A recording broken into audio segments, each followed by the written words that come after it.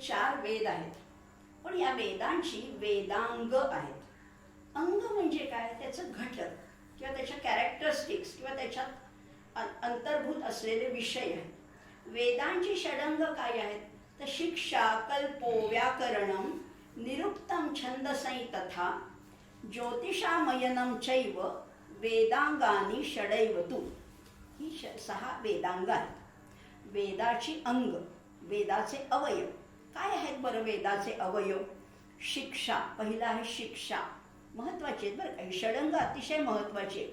हे वेद जरी अपौरुषेय असले तरी त्याला काही नियम आहेत. शिक्षा म्हणजे काय आहे? तर त्याच्यामध्ये वर्णोच्चाराचं शास्त्र आहे. वेदांचा उच्चार कसा करायचा?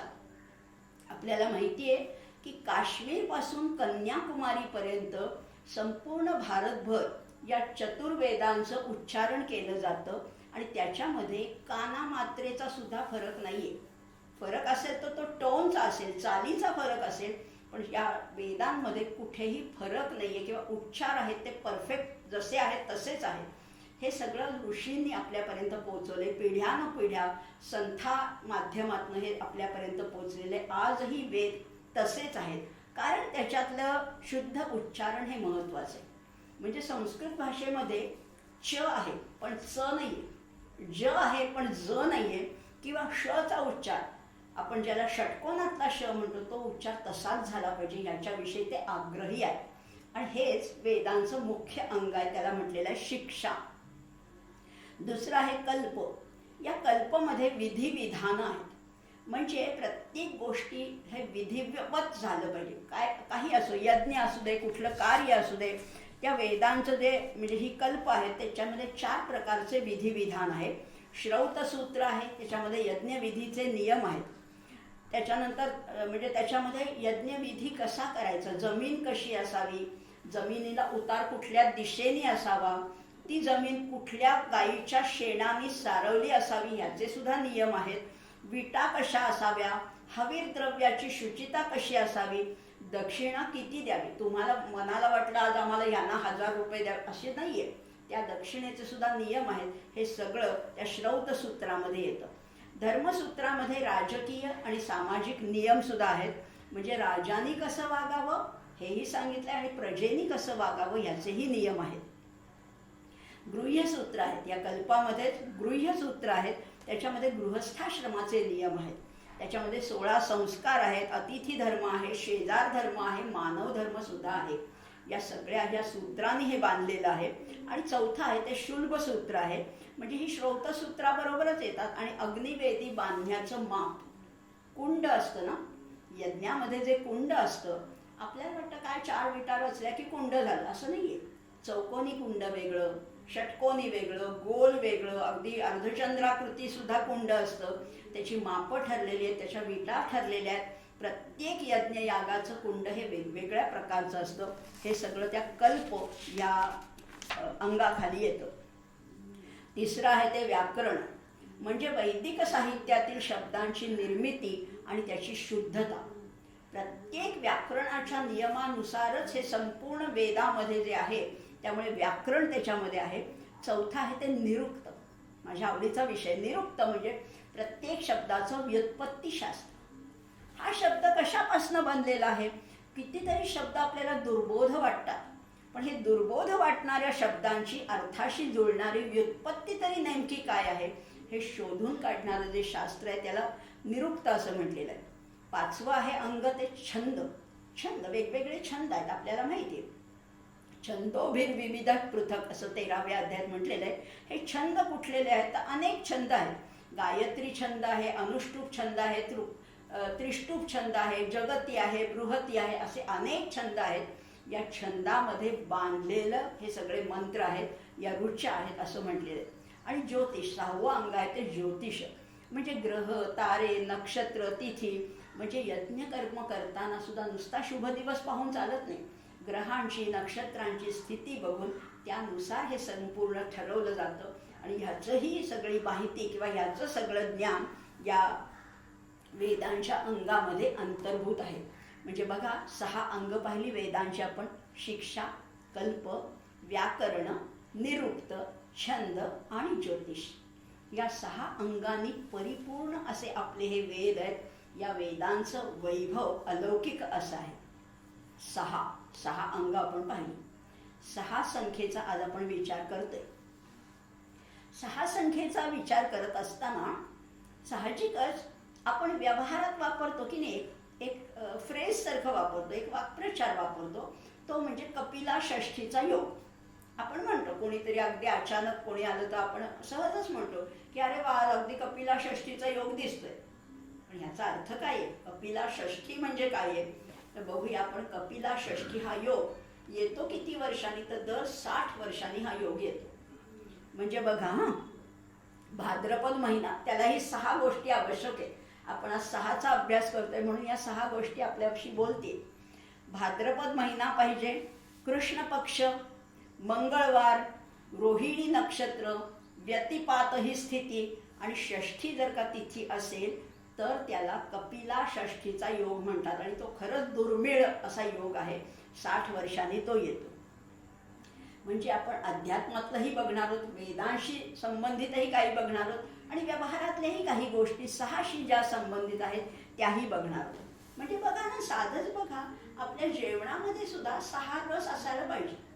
आहार कसा पाहिजे? 6 रस संपन्न पाहिजे. वाङ्मयाचे 9 रस आपण पाहिले बरं का, ते नाही. आता आहारातले 6 रस कुठले आहेत तर सगळ्या रसांचा राजा म्हणजे मधुर रस आहे, गोड. आणि कुठलीही चांगली बातमी, आनंदाची बातमी देताना आपण गोड देतो. साखर तरी देतो, पेढा तरी देतो, साखर फुटाणे, बत्तासा. मधुर हा सगळ्या रसांचा राजा आहे. कटू, आता कटू आणि तिक्त हे जे 2 रस आहेत याचा नेमका उलटा अर्थ संस्कृतमध्ये सांगितलाय बरं का. कटू म्हणजे तिखट आणि तिक्त म्हणजे कडू. गंमतच आहे. आपल्याला वाटतं कटू म्हणजे कडू, नाही. कटू म्हणजे तिखट आणि तिक्त म्हणजे कडू. हे 2 रस आहेत. लवण आपल्या ओळखीच आहे, खारट रस आहे. काशाय म्हणजे तुरट रस आहे आणि आम्ल म्हणजे आंबट रस आहे. म्हणजे मधुर, कटू, तिक्त, लवण, कषाय आणि आम्ल असे 6 रस त्यांनी आहार आपला संपन्न असायला पाहिजे. एवढंच कशाला, आपल्याला व्यवहारात जर का वापरायचं झालं तर आपण षड्रिपू हा शब्दही नेहमी वापरतो. षड्रिपू आपल्याला फार त्रास देतात. काम, क्रोध, लोभ, मोह, मद, मत्सर 8 आहेत आपल्याला. पण या सगळ्याचं मूळ कारण काय आहे? तो जो पहिला आहे तोच मूळ कारण आहे. काम या सगळ्या षड्विकारांचं मूळ आहे. म्हणजे बघा ना, काम काय करतो तर विषयाच्या आसक्तीमधनं लोभ निर्माण होतो. काम म्हणजे एकदा आपल्याला दुसऱ्या अध्यायात माहिती आहे, गीतेच्या दुसऱ्या अध्यायामध्ये सांगितलंय, ध्यायतो विषयान् पुंसः संगस्तेषुपजायते संगात संजायते कामः कामात् क्रोधो विजायते. काम, एकदा काम उत्पन्न झाला की त्याच्यातनं लोभ होतो, त्या विषयाची आसक्ती. पहिल्यांदा नुसती इच्छा होते, मग त्याची आसक्ती वाढते म्हणजे लोभ वाढतो. इच्छा पूर्ण जर का झाली आपली तर त्याच्यातनं मद येतो. एखादी वस्तू मला हवी आणि ती मिळाली की मला मद म्हणजे मस्ती चढते. समजा ती पूर्ण नाही झाली, ती वस्तू, ती व्यक्ती, तो पदार्थ मला मिळाला नाही की क्रोध येतो. म्हणजे बघा, कामातनंच लोभ आहे, कामातनंच मद आहे, कामातनंच क्रोध आहे. आणि जर का मला हवी असलेली वस्तू जर का दुसऱ्याला मिळाली तर मत्सर वाटायला लागतं. काम, क्रोध, लोभ, मोह, मद, मत्सर सगळे त्या कामापासून जन्मतात. आणि जेव्हा निवाडा करण्याची वेळ येते की हे घेऊ का हे घेऊ, हे चांगलं आहे का ते चांगलं आहे, तेव्हा माझ्या मनामध्ये मोह उत्पन्न होतो. मोह याचा अर्थ आहे संदेह, डाऊट, संशय. म्हणजे या एका कामातनं या सगळ्या गोष्टींची निर्मिती आहे. काम एष क्रोध एष रजोगुण समुद्भवः महाशनो महापाप्मा विद्येन मिह वैरिणम असं गीतेमध्ये वर्णन केलेलं आहे. असे हे षड्विकार आहेत किंवा षड्रिपू आहेत. षड्विकार वेगळेच आहेत बरं का. षड्रिपू म्हणजे षड्विकार नाही, आपण चुकीने म्हणतो की हे षड्विकार, हे षड्रिपू आहेत, शत्रू आहेत. पण षड्विकार काय आहेत? आधी विकार म्हणजे काय आहे तर विकार म्हणजे बदल, विकार म्हणजे परिवर्तन. आपलं शरीर विकारी आहे म्हणजे रोगी नाही बरं का, विकारी म्हणजे बदलणार आहे. लहानपणी मी वेगळी होते, तरुणपणी मी वेगळी होते, प्रौढपणी मी वेगळी होते, आता ह्या अवस्थेमध्ये मी वेगळी, आणखीन 10 वर्षांनी मी थोडी वेगळीच होणार आहे. म्हणजे 6 विकार आपल्याला आयुष्यभर ग्रासत असतात. ते कुठले? तर ते आपण मागे पाहिलेले आहेत, पण आता पुन्हा वेगळ्या 6 अंगांनी बघतोय म्हणून तेही बघणार आहोत. अस्ति हा पहिला विकारच आहे, अस्ति. दुसरा विकार आहे जायते, तिसरा आहे विपरिणमते, चौथा आहे वर्धते, पाचवा आहे अपक्षीयते आणि 6वा आहे प्रणश्यती.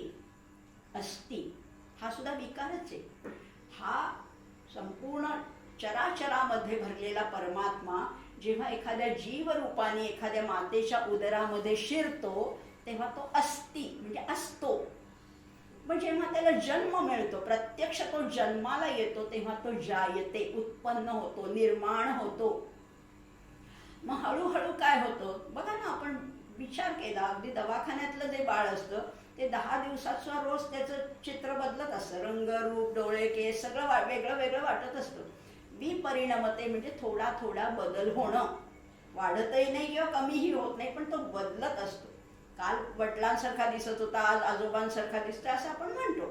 म्हणजे अस्ति जायते विपरिणमते वर्धते. मग ते बाळ वाढायला लागतं, हळूहळू हळू वाढायला लागतं. एका विशिष्ट वयापर्यंत त्याची भरपूर वाढ होते, वर्धते.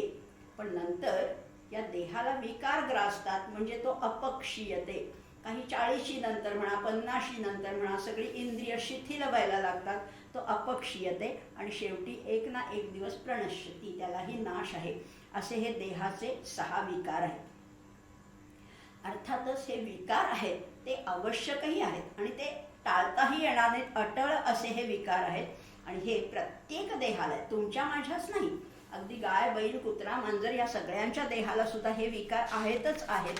अशा या विकाराने आपण युक्त आहोत. कुठलाही ग्रंथ वाचताना, आता ग्रंथ कुठले वाचावेत तर खरंच ते त्याच्या सुद्धा 6 संख्या आहे बरं का. ग्रंथ कुठले वाचावेत, साधारणपणे माणसाने कुठले ग्रंथ वाचावे किंवा ब्राह्मणाने अध्ययन करताना काय वाचावं, तर पहिलं म्हणजे स्वशाखेचं उपनिषद वाचावं. स्वशाखेचं म्हणजे तुम्ही ऋग्वेदी यजुर्वेदी जे कोणी असाल, आपल्या शाखेचं एक तरी उपनिषदाचा काही भाग तरी रोज नित्य पठणात असावा. स्वशाखेचं उपनिषद हा पहिला ग्रंथ झाला. विष्णू सहस्रनाम हा दुसरा आहे, याचं नित्य पठण करावं. गीतेचा कमीत कमी 1 अध्याय तरी रोज म्हणावा. पुरुष सूक्त हा चौथा त्याच्यातला पाठ आहे, पुरुष सूक्त म्हणावं, रुद्र म्हणावं आणि 6वं म्हणजे सौर सूक्त म्हणावं. ही 6 आपल्या नित्य पठणात असायला पाहिजेत असंही सांगितलेलं आहे. आता कुठलाही ग्रंथ वाचताना त्याचा न्यास करायचा असतो, म्हणजे संकल्प सोडायचा असतो आणि त्या त्या अवयवाला स्पर्श करायचा असतो. त्याच्यात सुद्धा म्हणजे करन्यास आहे, त्याच्यामध्ये अंगुष्ठा आहे, तर्जनी आहे, मध्यमा आहे, अनामिका आहे, कनिष्ठिका आहे आणि करतल करपृष्ठ असाही तो न्यास करायचा असतो. अशा ग्रंथ आणि त्याचे न्यास हेही आपण 6 प्रकारांनी पाहिले. हे सांगणार कोण आम्हाला, हे सांगणारे आमचे गुरु आहेत. गुरु कुठले तर गुरु ही 6 प्रकारचे. कुठले 6 प्रकारचे, 6 एकूणच जगामध्ये आपल्याला 6 प्रकारचे गुरु दिसतात. एक आहे प्रेरक, प्रेरणा देणारे जे गुरु आहेत ते प्रेरक गुरु आहेत. सूचक म्हणजे सुचवणारे, अडून अडून सुचवणारे काही गुरु असतात, ते सूचक गुरु आहेत. वाचक म्हणजे तोंडाने स्पष्ट सांगणारे, तू हे कर असे स्पष्ट सांगणारे ते वाचक गुरु आहेत. दर्शक गुरु म्हणजे दाखवून देणारे, प्रत्यक्ष तर्जनीने दाखवून देतात की हे बघ. बोधक हे बोध करवणारे गुरु आहेत. आणि शिक्षक म्हणजे उपदेश करून आपल्याला शिकवणारे असे शिक्षक आहेत. असे 6 गुरु पाहिले, 6 ग्रंथ पाहिले, 6 करन्यास पाहिला, 6 विकार, 6 रिपू, 6 अंग, षड्दर्शन असा 6 संख्येचा आपण अभ्यास करतोय. भगवद्गीतेमध्ये सुद्धा वचन आहे, मन काय आहे, मनःषष्ठानींद्रियाणि प्रकृतिस्थानी कर्षति. मन हे 6वं इंद्रिय आहे. पंच ज्ञानेंद्रियांना सुद्धा ते जोडलेलं आहे आणि पंचकर्मेंद्रियांना सुद्धा जोडलेलं आहे. म्हणून मनाला 6वं इंद्रिय म्हटलेलं आहे. आणि असं हे 6वं इंद्रिय किती नाचवतो ते तर त्याचा तर आपण अनुभव घेतोच. या मनाला आपल्याला नाही म्हणता यायला पाहिजे. मनावर जेव्हा कंट्रोल येईल ना, मनावर जेव्हा बुद्धीचा संयम येईल, तेव्हाच खरं तर आपली वाटचाल योग्य दिशेने होईल. त्यामुळे मनाला नाही म्हणता यायला पाहिजे. पण एक गंमत सांगू का, नाही म्हणणं हे सुद्धा अवघड जातं ना कधी कधी. नाही म्हणणं पण म्हणजे नकार सांगायचा तरी कसा. एखाद्या आपण बघा ना, आपल्याला साध्या साध्या गोष्टीची भीड पडते. कोणीतरी विचारलं की सिनेमाला येतेस का, सेलला येतेस का, इकडे जायचं का. आपल्याला नाही म्हणायचं असलं तर तेही 6 प्रकारांनी नाही म्हणता येतं बरं का. कुठले 6 प्रकार आहेत बघा. मौनम काल विलंबश्च प्रयाणम भूमी दर्शनम भ्रुकुट्योन उन्मुखी वार्ता नकारा षड्विधा स्मृताः. मौन. एखाद्याला नाही म्हणणं आपल्याला शक्य नसेल तर आपण मौन पाळतो की काहीच बोलत नाही. हे करायचं का, इकडे जायचं का, नाही, काहीच बोलायचं नाही, मौनम. किंवा मग दुसरा प्रकार आहे काल विलंबश्च, किंवा उगीच वेळ काढायचा, वेळ मारून न्यायची. मौनम काल विलंबश्च प्रयाणम, किंवा तिथनं निघूनच जायचं. त्या व्यक्तीला आपल्याला टाळायचं असेल तर तिथनं निघूनच जायचं. आणि चौथा प्रकार आहे भूमिदर्शनम, भूमीकडे, जमिनीकडे पाहत राहणं, अधोमुख होऊन खाली पाहत राहणं. हे सुद्धा एक नकार दर्शवण्याचं एक अंग आहे असं म्हणता येईल.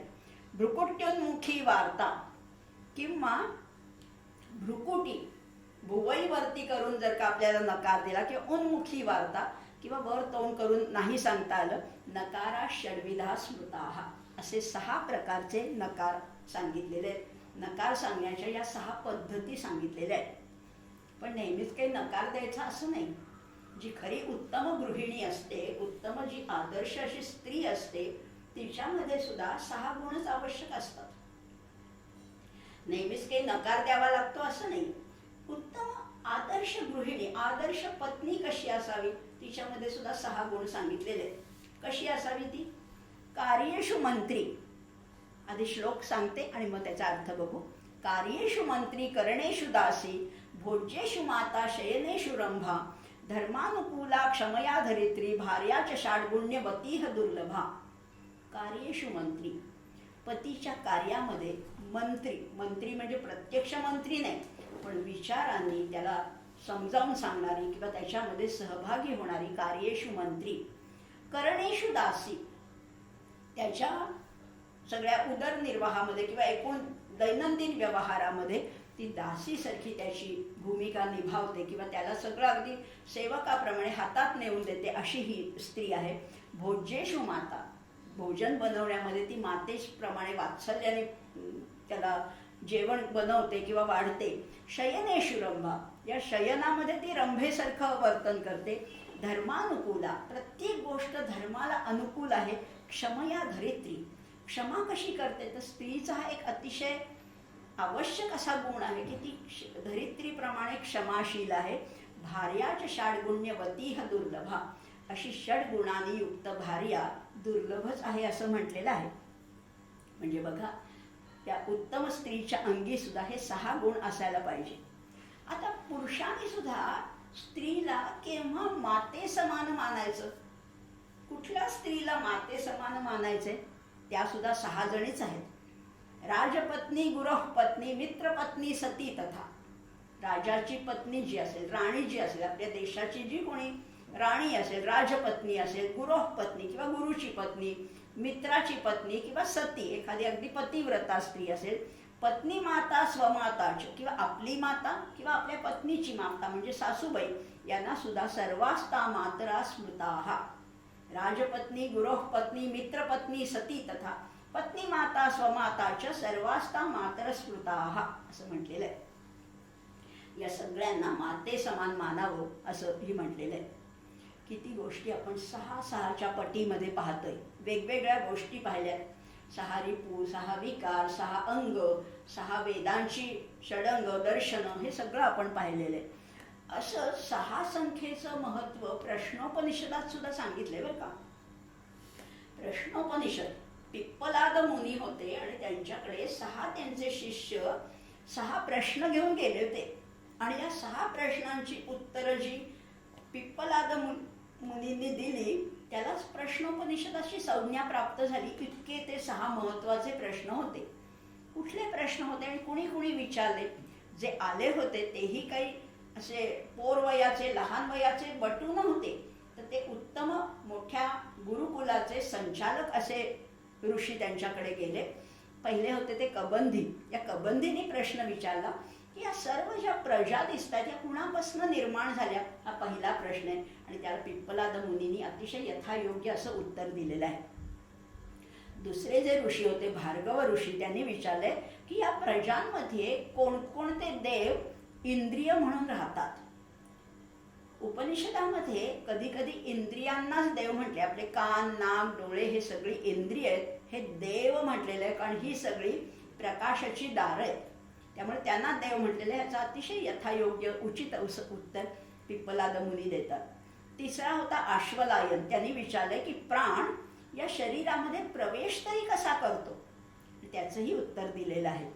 सौर्यायणी या चौथ्या शिष्याने विचारले की या देहामध्ये जागा कोण राहतो आणि झोपतो कोण आणि स्वप्न कोण पाहतो, एकच आहे का तो, हे प्रश्न विचारले आणि त्याचंही उत्तर दिलेलं आहे. पाचवा होता तो सत्यकाम. त्यांनी विचारलं होतं ओंकार उपासनेचं फळ काय प्राप्त होतं. ओंकार प्रणव हा सगळ्या विश्वाचा मूळ पहिला नाद आहे, पहिला ध्वनी आहे. या ओंकार उपासनेमुळे काय प्राप्त होतं. आणि शेवटचा सहावा जो होता त्याचं नाव होतं सुकेशा. आणि त्यांनी विचारले की षोडश कलांनी युक्त अशा पुरुषाला आपण जाणता का, आणि जाणत असला तर तो कोण आहे, कसा आहे, याचं आम्हाला ज्ञान करून द्या. असे 6 प्रश्न 6 शिष्यांनी विचारलेले होते. आता आपण बघितलंय 6 संख्या बघतोय.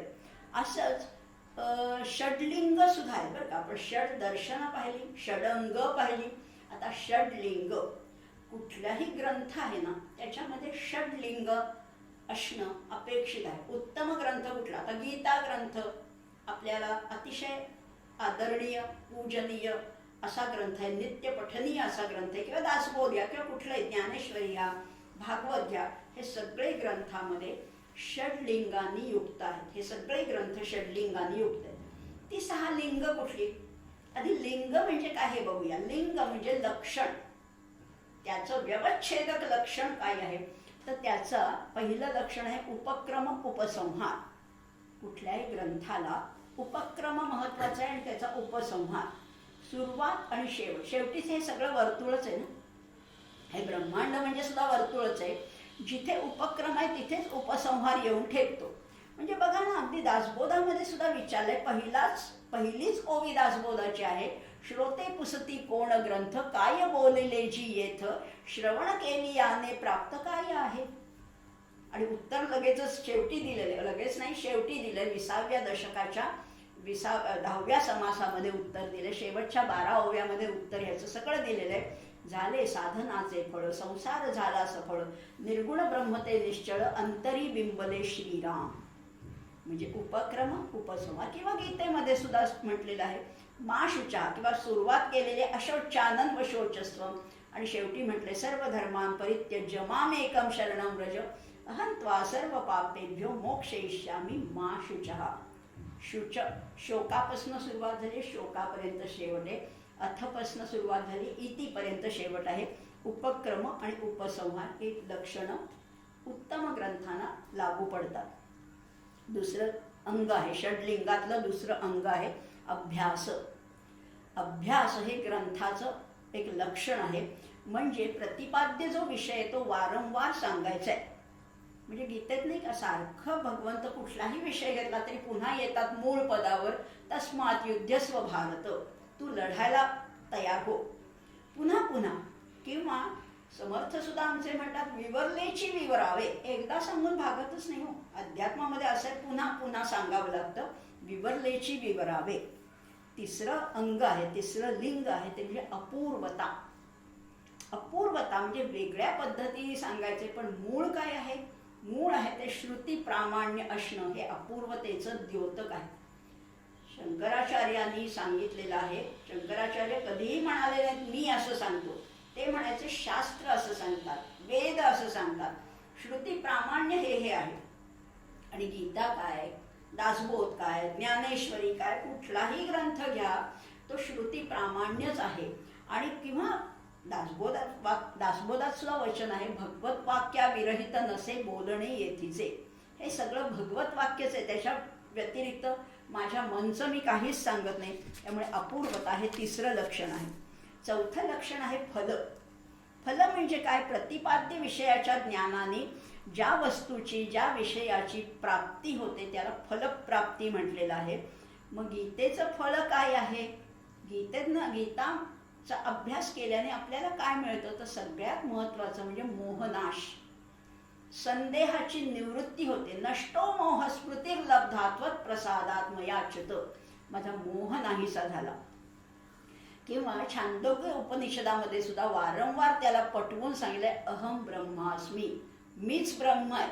वारंवार सांगण्यासाठी हे फलप्राप्ती आहे. अभ्यासातनं फळं मिळतं. पाचवं आहे अर्थवाद, म्हणजे प्रतिपाद्य विषयाची पुन्हा पुन्हा स्तुती करणं. उपनिषद सुद्धा नाही का? उपनिषद हे प्युअर नॉलेज आहे, शुद्ध ज्ञान आहे आणि त्याच्यामध्ये ब्रह्मवस्तूची स्तुती करून त्याचंही महत्त्व पटवलं आहे.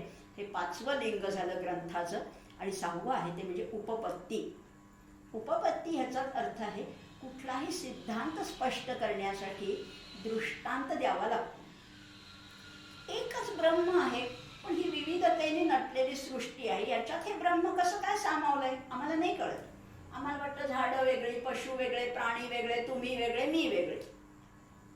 या सगळ्यात कसं काय ब्रह्म असेल? हा सिद्धांत पटवून देण्यासाठी दृष्टांत दिलाय तो मातीचा किंवा सोन्याचा देतात.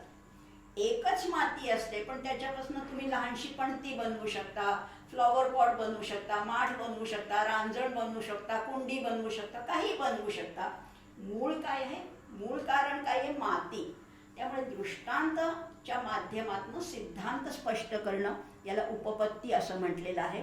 कार्य हे कधीच कारणाहून भिन्न नसते असंही म्हटलेलं आहे. अशी ही या ग्रंथाची षडलिंग आहेत. सहा संख्या अत्यंत महत्त्व. आपण सगळ्याच संख्या म्हणजे सगळ्याच संख्या बघतोय. 11 सुरुवात केली, आता पुढेही आपण 0पर्यंत खरं तर आपल्याला पोहोचायचे. पण या 6 संख्येच्या एवढं मोठं महत्त्व आहे. मी हे सगळं पूर्ण सांगूच शकत नाही, कारण अजून कितीतरी 6 गोष्टी आहेत. 6चे आणखीन न्यास सुद्धा आहेत. आपण करन्यास फक्त पाहिला, पण अनेक गोष्टी आपल्या बघायच्या राहिलेल्या आहेत. गणितामध्ये सुद्धा अगदी साधं व्यवहारातलं बघितलं ना, तर गणितामध्ये सुद्धा प्रमुख 6च विधी आहेत, 6च पद्धती आहेत गणितामध्ये. कुठल्या?